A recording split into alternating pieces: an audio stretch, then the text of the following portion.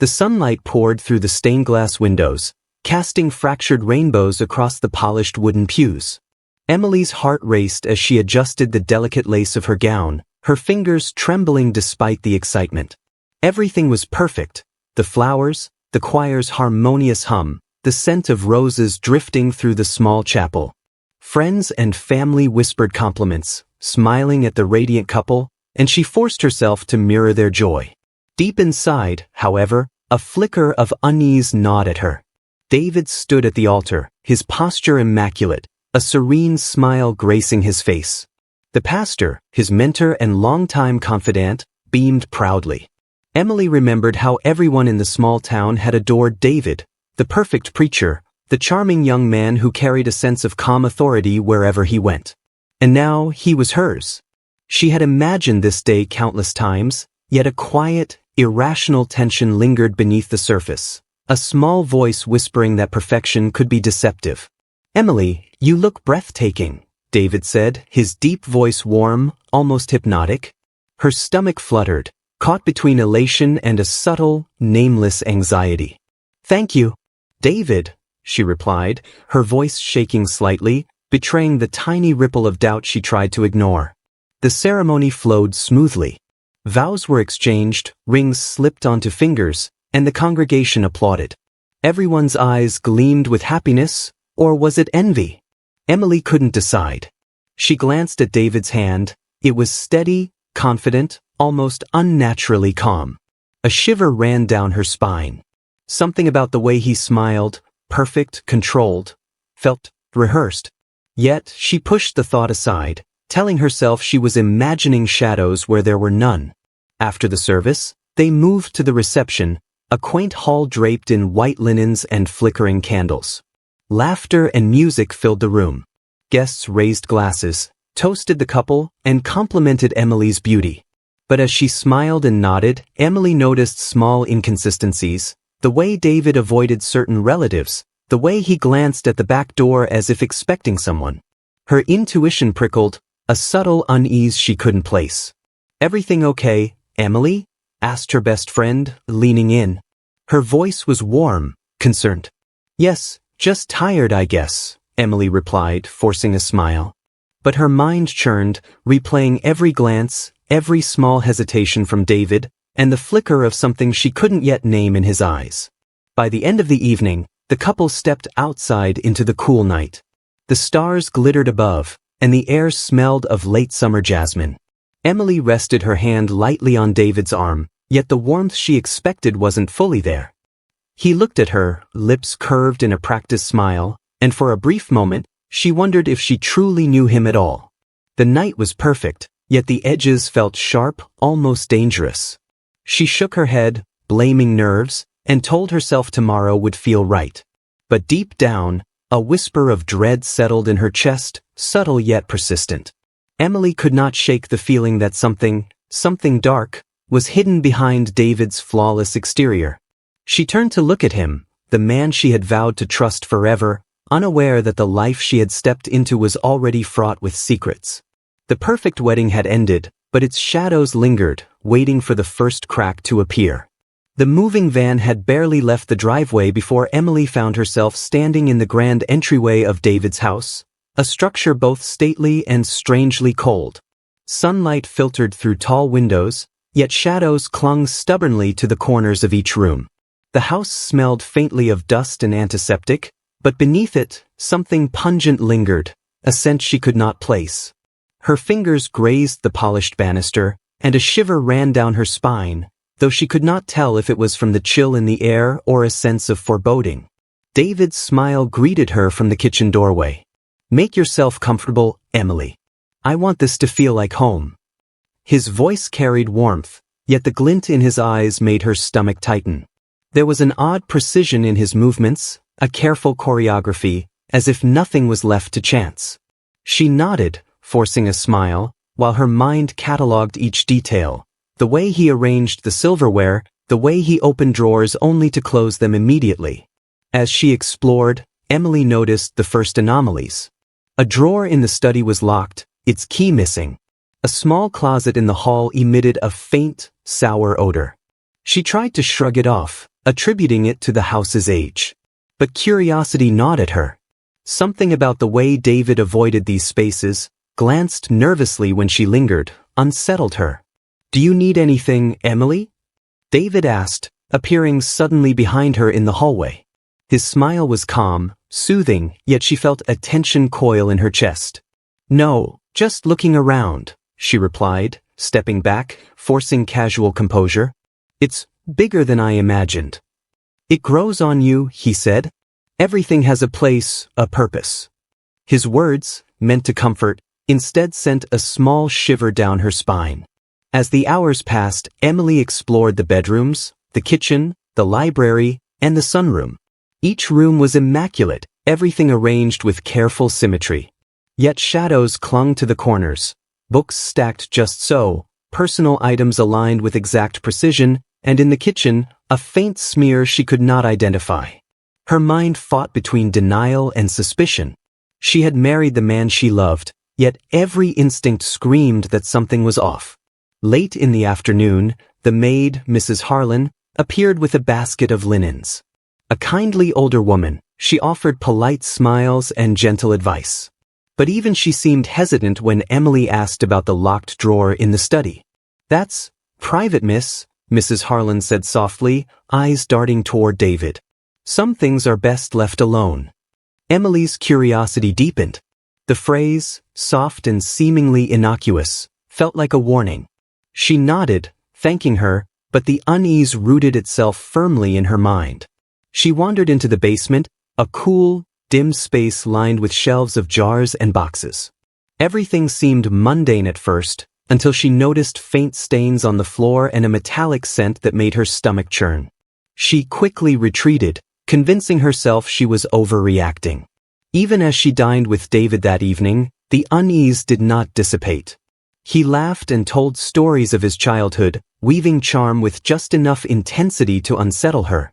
The shadows of the house seemed to stretch and bend, following them silently, keeping secrets Emily could not yet name.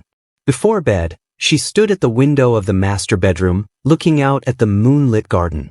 The house was quiet, almost too quiet, and the shadows seemed alive.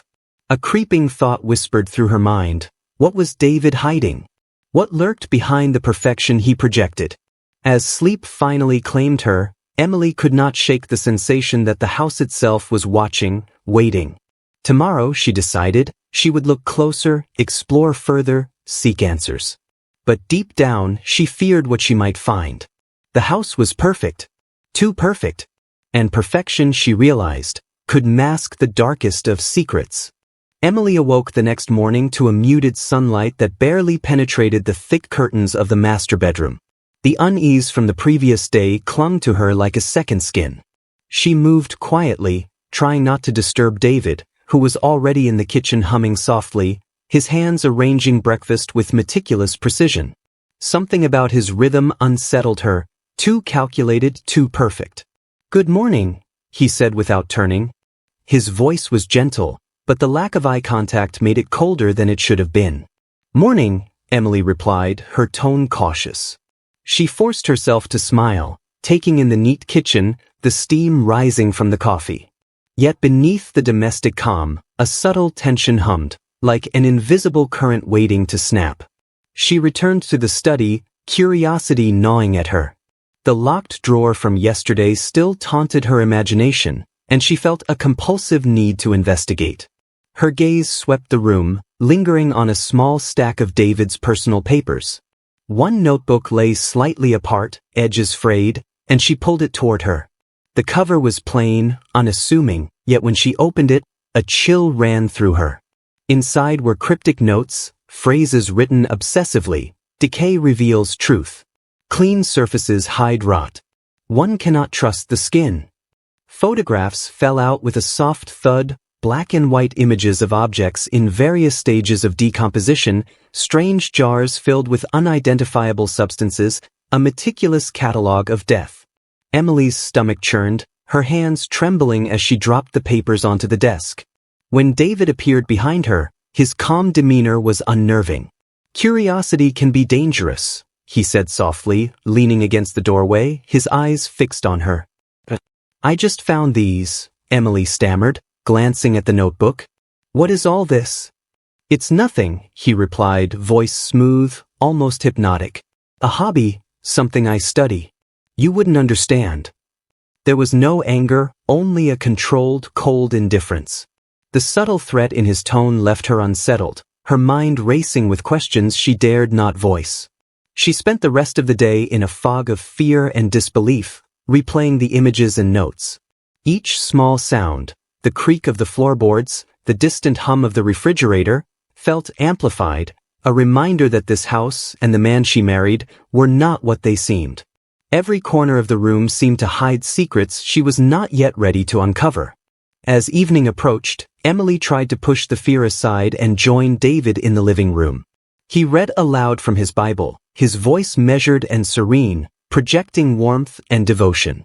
But the notebook haunted her vision, the images and words lingering like shadows at the edge of her mind.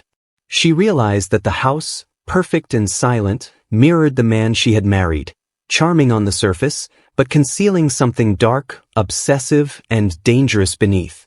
She finally excused herself and retreated to the bedroom, sitting on the edge of the bed. The walls, lined with neatly framed photographs, suddenly felt oppressive, the shadows stretching like watchful fingers. Emily hugged her knees, breathing shallowly, aware that this was only the beginning. Tomorrow, she promised herself, she would look closer, search more thoroughly, confront the unease she could no longer ignore. But tonight, all she could do was listen to the silence of the house, heavy and expectant, and wonder what other warnings had yet to reveal themselves. The first warning had arrived, subtle yet unmistakable, and Emily sensed that her life, her choices, and her very safety were now intertwined with a darkness she could neither comprehend nor escape. The morning sunlight was pale and hesitant as Emily stepped outside, the crisp air filling her lungs.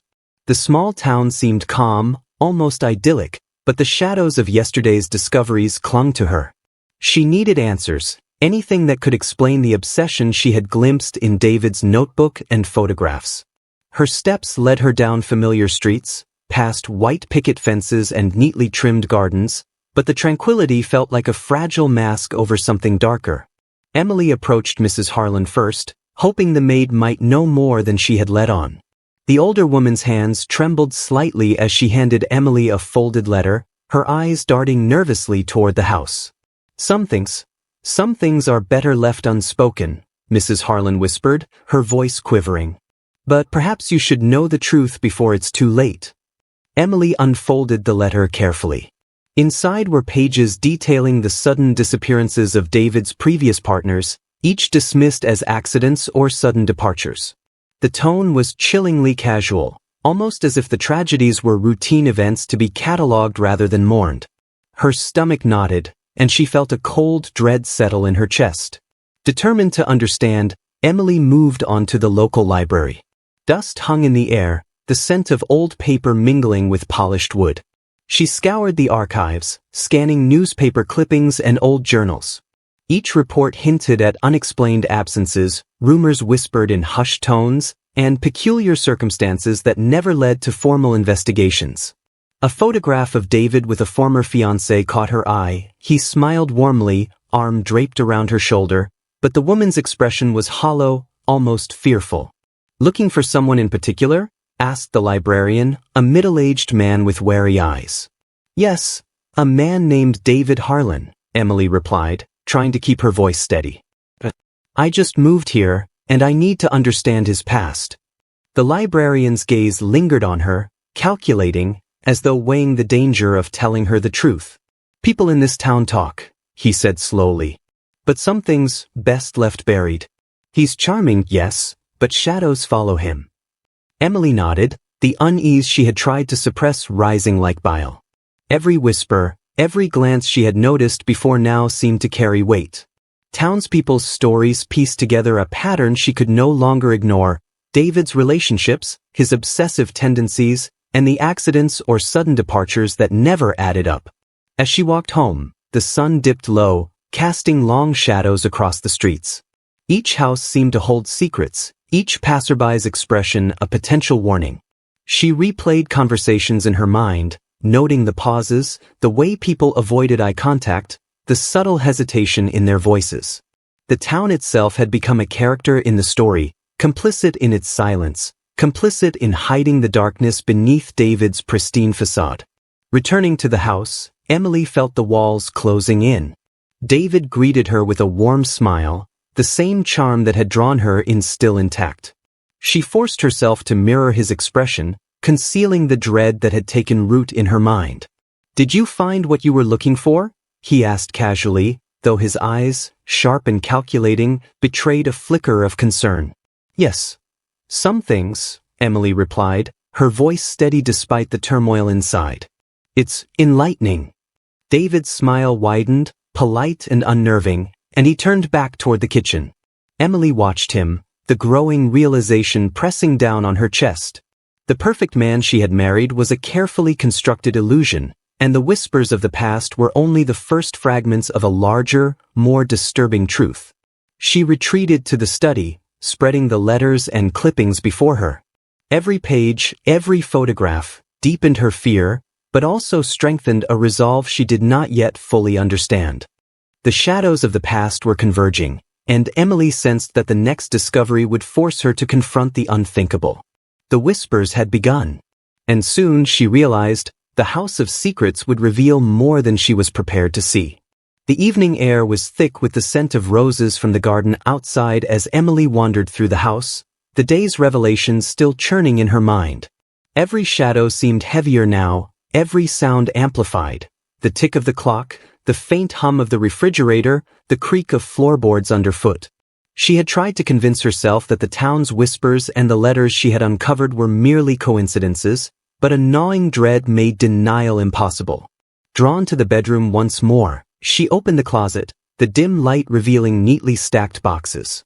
Her fingers brushed over the edges until a sudden, metallic odor caught her attention.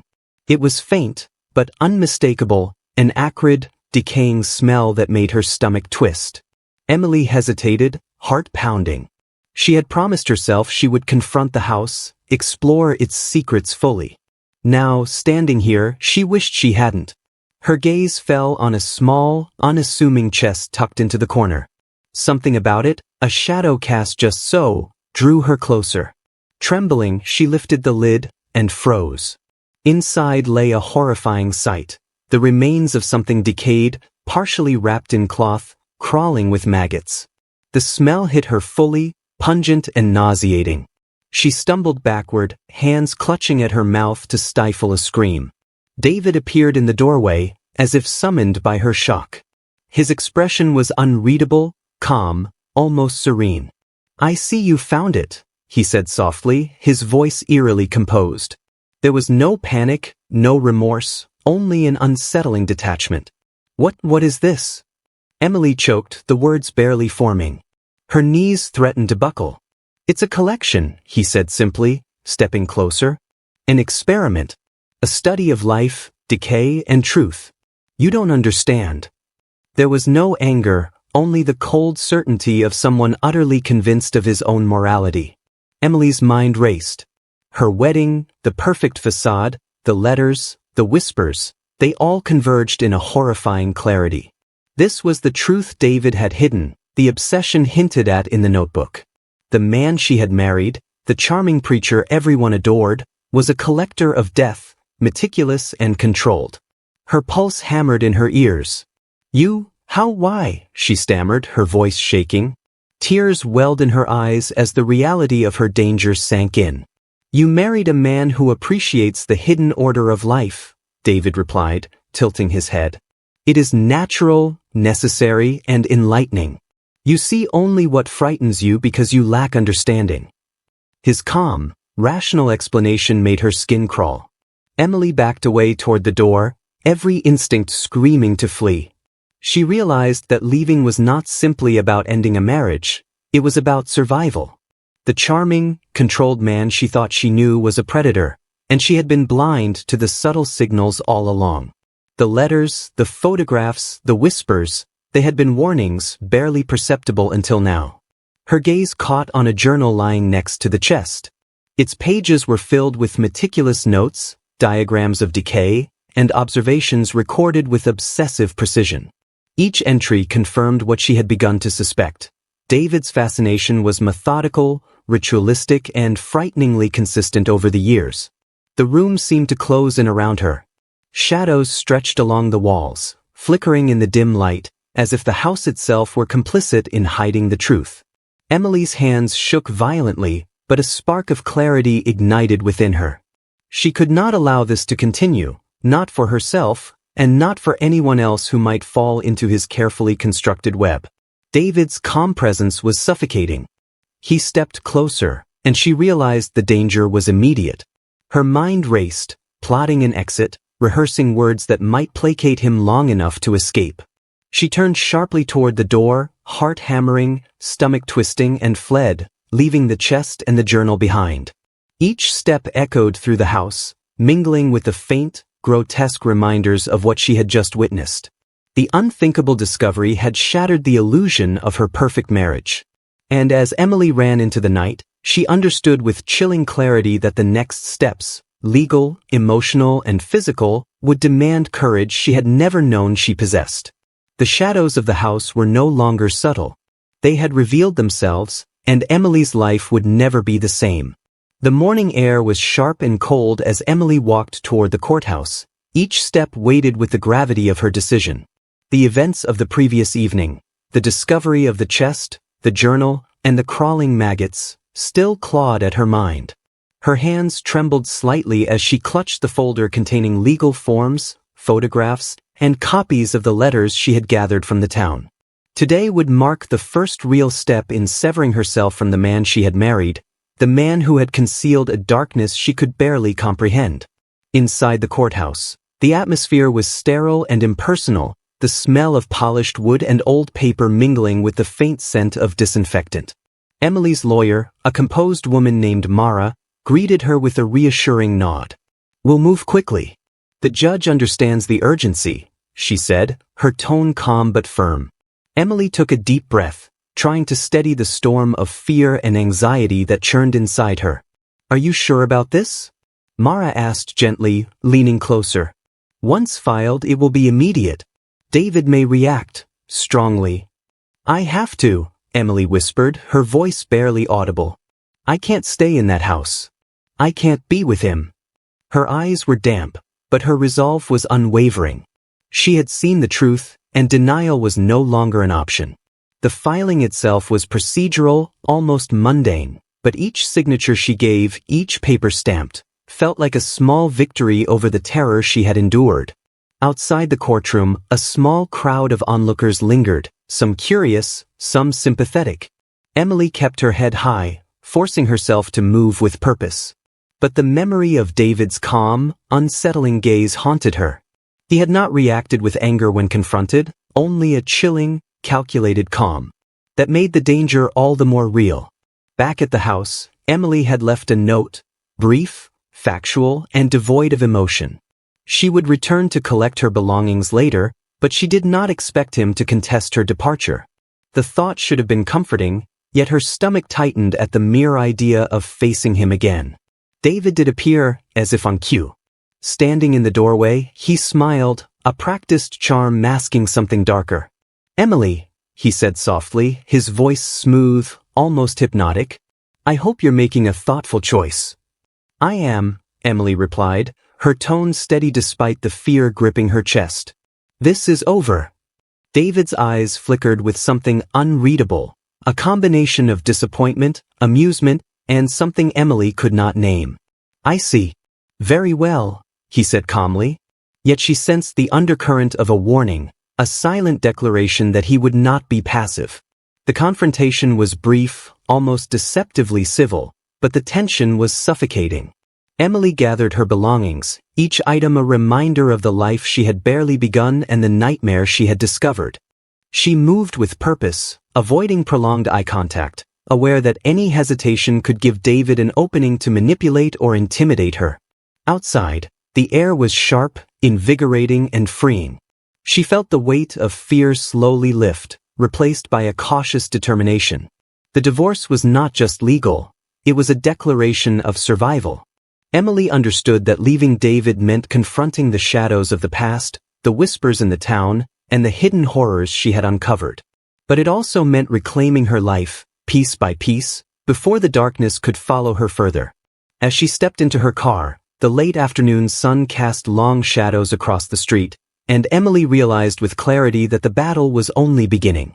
The divorce was the first line of defense, a fragile but necessary shield against a man who had carefully cultivated control, deception, and obsession. The next steps would require courage, vigilance, and careful planning. She would need to investigate further, uncovering the full extent of David's past and protecting herself from the threats she knew were coming. The fight for truth had begun. Emily had barely slept since leaving David's house. Every creak of her apartment, every shadow in the dim light, reminded her of the horrors she had uncovered. She could not let herself dwell on fear. She needed knowledge, facts, proof. She had survived the unthinkable so far, but understanding the full scope of David's obsession would be her only shield against him. She hired a private investigator, a man named Simon, whose reputation for discretion and thoroughness preceded him. They met in a small, dimly lit office downtown, the walls lined with filing cabinets and faded photographs. Emily explained everything: the chest, the notebook, the maggots, and the letters she had gathered from the town. Simon listened carefully, scribbling notes with methodical precision, his eyes sharp and calculating. "Do you want me to start digging into his past relationships?" he asked, glancing up. "See if there's a pattern?" "Yes," Emily said firmly, her hands clasped tightly in her lap. "I need to know who he really is, what he's done, and whether anyone else has been hurt." Her voice trembled slightly, betraying the anxiety she could not fully contain. Simon nodded, already pulling up files on his laptop. "I'll start with public records, then move on to interviews. I'll also check previous residences, friends, and anyone he's been close to. If there's a trail, we'll find it." Over the next several days, Emily combed through the first batch of evidence Simon uncovered. Newspaper articles, obituaries, court filings, and old social media posts all hinted at a pattern she had dreaded. Women who had been close to David disappeared from public life suddenly, explanations vague, often dismissed as relocations or personal crises. One photograph in particular froze her blood. A smiling David with a former fiancée, her face pale and eyes wide with apprehension. The image mirrored the fear she had glimpsed in the town's whispers, confirming the subtle warnings she had ignored. "That's the one," Emily whispered to Simon, pointing at the photograph. "She looks terrified." "Yes," Simon said softly, leaning closer. "And look here, his previous fiancée, and this friend of his from church. Both vanish around the same time period. Patterns rarely lie." Emily shivered. Each piece of evidence layered itself atop the last, creating a chilling mosaic of obsession and control. She had thought the maggots and chest were isolated horrors, but now the full picture was emerging. David's fascination with decay, secrecy, and dominance over those close to him was not recent. It had been cultivated over years, meticulously hidden from the world. Her thoughts raced, weaving connections between past and present. Each woman had been drawn in by David's charm, manipulated by his warmth, and then disappeared or distanced herself under ambiguous circumstances.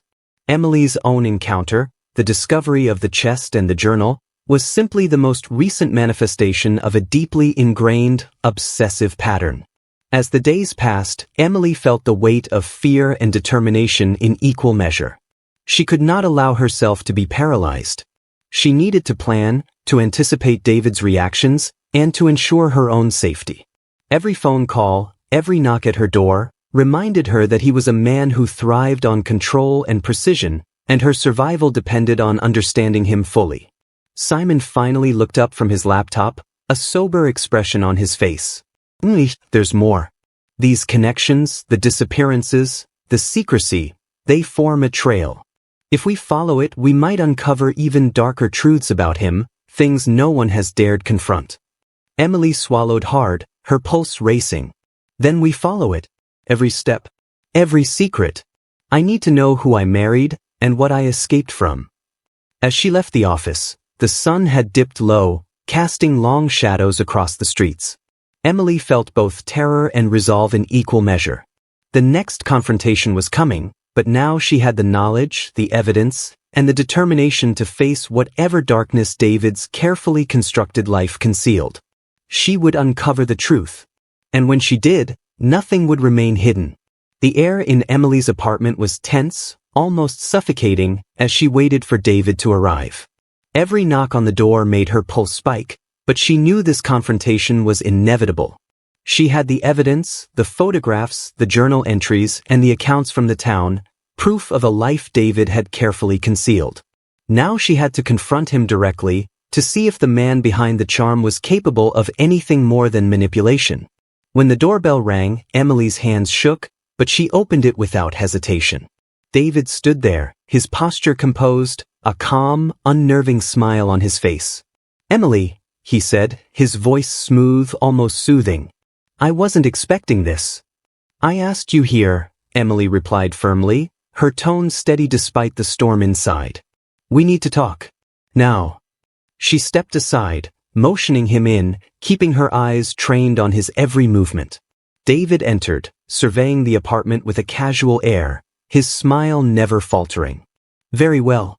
What is it that you need to discuss?" Emily took a deep breath, placing the photographs and journal on the coffee table between them. "I know everything, David. About the chest, the maggots, the journal, your obsessions. About the women you've hurt, the secrets you've kept. I saw the letters, the town's whispers, your patterns. Do you have any idea what that makes me feel?" David's expression remained calm, but his eyes narrowed slightly, sharp and calculating. "I see. And what exactly do you feel, Emily? Fear? Disgust? Betrayal?" His voice was steady, almost clinical, but a subtle tension underlined each word. "Everything," she said, her voice breaking. "I feel horror. I feel rage. And I feel relieved I'm not trapped in that house with you any longer." She took a step closer, her hands trembling, but her gaze unwavering. "I trusted you. I thought I knew you. But this is not just deception. It's manipulation, obsession, and danger." David leaned back slightly, almost as if amused, his fingers steepled before him. "You always knew, in the back of your mind, that perfection hides imperfections. I am not what you wanted me to be, Emily. But perfection is a facade. Truth is often messy." His calm delivery made Emily's skin crawl. "You think explaining it makes it acceptable?" she snapped, anger and fear mingling. "You think charm and control justify hurting others?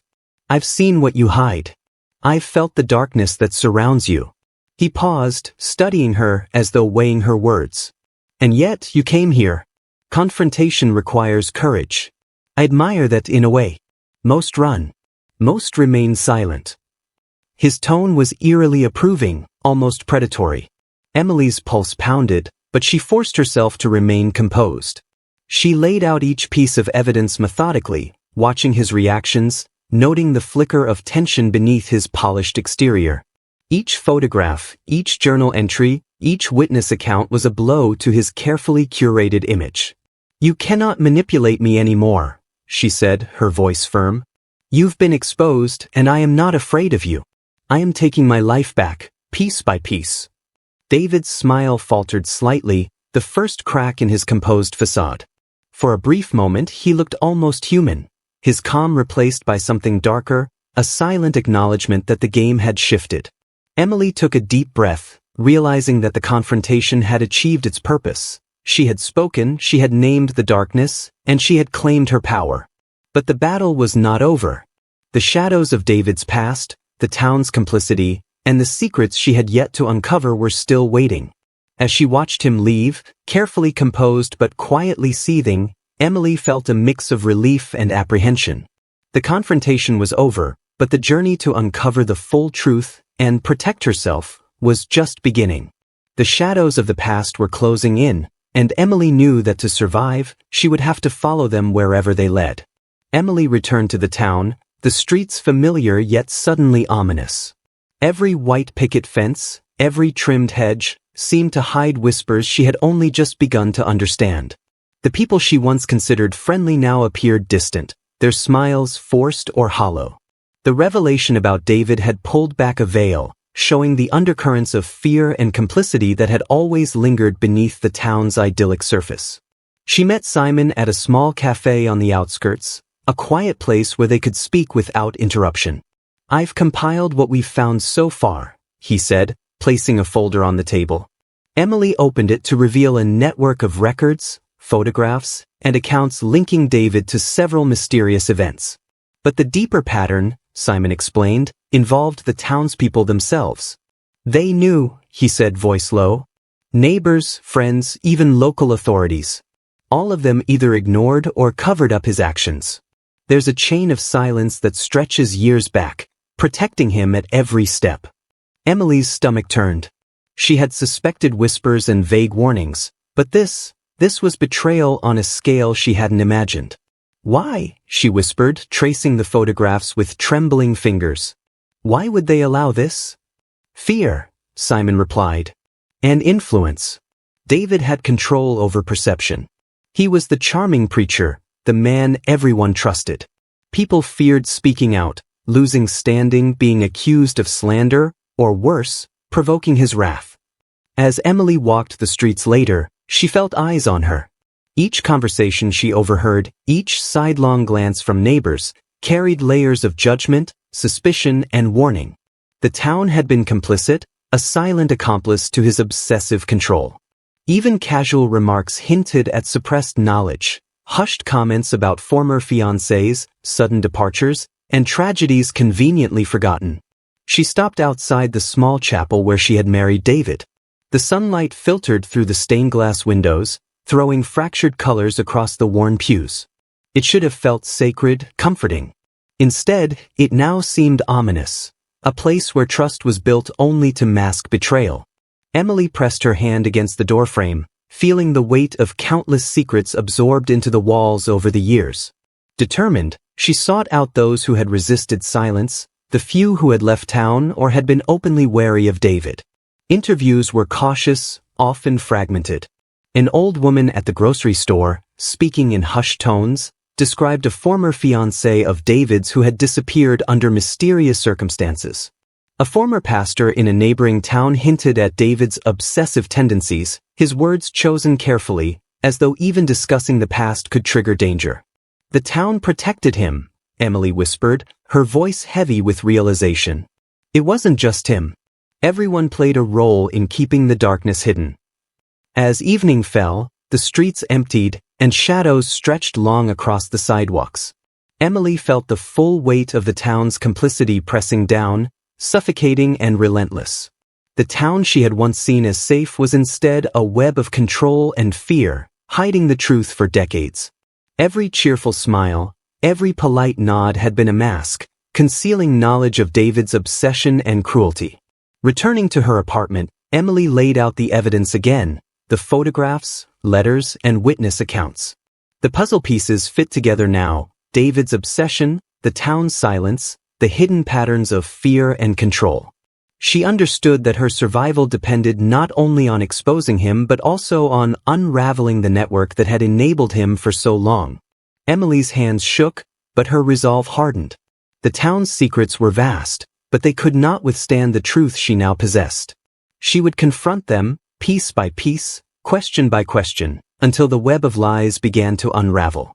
The darkness was no longer confined to David alone. It was the town itself. And Emily knew that the next steps would demand every ounce of courage and cunning she had left. The night was black as ink, heavy clouds blotting out the moon, and Emily crouched behind a row of hedges, every muscle tense with anticipation. The last few days had been a careful dance of gathering evidence, confirming patterns, and ensuring that no one, David or the town, could intercept her. She had learned too much, and the danger was immediate. Now, the only way forward was to escape, to sever every connection that could allow David's influence to reach her. Her apartment was silent, the walls oppressive, holding memories of fear, confrontation, and creeping dread. She glanced at the folder beside her, containing the photographs, letters, and witness statements, the proof she would carry with her. Each piece of evidence was a lifeline, a shield against disbelief and manipulation. Her fingers traced the edges of the pages as she planned her route. She could not linger. Every minute she remained in town increased the risk that David or his allies would track her. She moved with deliberate caution, hugging shadows and slipping through back alleys she had scouted earlier. Every creak of a signpost, every distant bark of a dog, made her pulse jump. Emily had rehearsed this escape in her mind countless times, but now, in the dark, each decision carried the weight of life and death. She reminded herself that hesitation could be fatal. Focus and speed were her only allies. As she reached the outskirts, Emily paused to catch her breath. The wind carried faint scents of pine and damp earth, grounding her in the present. She reflected on the journey that had brought her here, the perfect wedding, the horrifying discovery, the confrontations with David, and the unraveling of the town's complicity. Every step had sharpened her resolve, tempered her fear, and made the path forward painfully clear. Emily knew David's obsession would drive him to track her, to manipulate anyone he could, to ensure she did not escape unscathed. The realization strengthened her urgency. She had to be invisible, a ghost in the night, leaving behind everything that tethered her to him and his carefully constructed world. Her heart pounded as she ducked into a small abandoned barn, its shadows thick and concealing. She paused to listen, every sound amplified, until she convinced herself the coast was clear. Inside, she found a hidden exit she had noticed during previous reconnaissance, an old service road leading to the main highway. Her breath came in sharp, measured bursts as she slipped into her car, the engine humming quietly, almost prayer-like. Every second felt precious, the night threatening to close in behind her. She kept her eyes on the road, tracing the path that would take her away from David, the house, and the town's secrets. Memories of the Maggots, the chest, the journal, and David's unnerving calm replayed in her mind, fueling her determination. Fear was a tool now, guiding her movements, sharpening her awareness. She reminded herself that survival required vigilance, patience, and resolve. The darkness that had loomed over her life would not define her. She would outrun it, outthink it, and escape it entirely. As she drove past the familiar streets, Emily noticed the quiet streets, the houses cloaked in shadows. She felt the weight of betrayal, of a town that had turned a blind eye, yet it only reinforced her resolve. She would expose the truth, but first, she had to survive. Each mile she put between herself and the town was a small victory, a step toward freedom. Hours passed, the sky slowly lightening as dawn approached. Emily's muscles ached, her body was tense, but the exhilaration of escape coursed through her veins. She knew the road ahead would be dangerous and uncertain, yet she felt a sense of control for the first time since the wedding. The shadows of her past would always be with her, but they no longer dictated her fate. By the time the sun broke the horizon, Emily was miles away, the town and its secrets reduced to distant shapes in the rearview mirror. She exhaled, feeling the first genuine relief in days. The escape was only the beginning of reclaiming her life, but it was a vital step. She had survived the darkness, and now, the future, uncertain, free, and finally hers, stretched ahead. Emily had driven through the night, leaving behind the town, the house, and the nightmare of David. But freedom, she realized, required more than distance. The truth had to be laid bare, not just for her own survival, but to ensure that no one else would fall into the shadows he had so carefully cultivated. She had escaped physically, but the psychological weight of the secrets she carried demanded resolution. Arriving at a small coastal town several hours away, Emily checked into a modest inn, carefully avoiding any familiar patterns or locations that could give away her presence. The sea stretched endlessly before her, waves crashing against jagged rocks, a wild, untamed force she found oddly comforting. It mirrored her own inner state, turbulent, relentless, yet alive with possibility. Emily spread out the evidence she had collected over the past weeks, the photographs of decayed objects, the journal with meticulous records, the letters from townspeople, and the newspaper clippings chronicling unexplained absences. Each piece formed a puzzle she had only begun to comprehend. David's obsession was not an isolated pathology, it was a meticulously executed pattern of manipulation, secrecy, and control, sustained by a network of silence within the town. Simon, the private investigator, joined her at the inn the next morning. He had traced every connection, cross-referenced dates, and corroborated accounts from multiple sources. Sitting across from Emily, he laid out a map of David's past, every fiancé, every friend who had disappeared from public life, every suspicious absence. Each line drawn between events revealed a chilling consistency, an obsession cultivated over years, each act hidden behind charm, authority, and careful deception. "You see it, don't you?" Simon asked, his voice low, urgent. "This isn't just about one person's obsession. The town, his influence, the cover-ups, they allowed it to continue. There's a systemic element here. You survived, Emily, but others weren't so lucky." Emily's hands shook slightly as she examined the connections. "I understand now," she whispered. "He's been controlling, manipulating, hiding. And everyone else just looked away." Her voice was barely audible, heavy with disbelief and sorrow. Simon nodded. "Exactly. And now, the final piece falls into place. David's journal, combined with the town's whispers, confirms it. He escalates when he feels exposed. You leaving, confronting him, he's not going to stop. But the evidence you've collected is enough to prevent further harm if used correctly." Emily felt a surge of resolve. Fear was still present, but it had shifted into clarity and determination. She would not merely survive, she would act. She would expose the darkness, reveal the twisted network that enabled it, and reclaim the narrative of her own life. As the morning sun broke through the clouds, Emily made her first calls. Journalists, legal authorities, and trusted contacts she had secured in advance. Each conversation was precise, factual, and deliberate. She relayed the evidence, providing the photographs, letters, and corroborated accounts.